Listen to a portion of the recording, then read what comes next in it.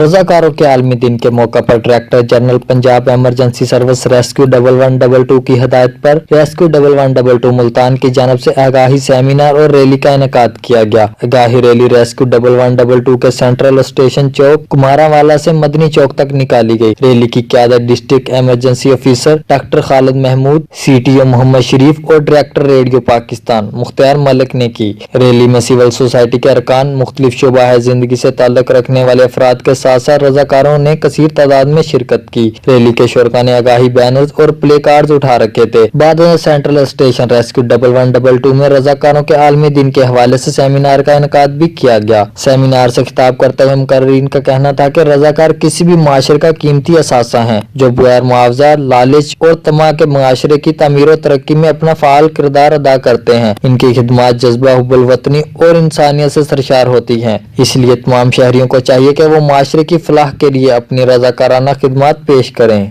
हम लाते हैं top news, आपके फेवरेट टॉक शोज और अनलिमिटेड एंटरटेनमेंट सिर्फ YouTube पर।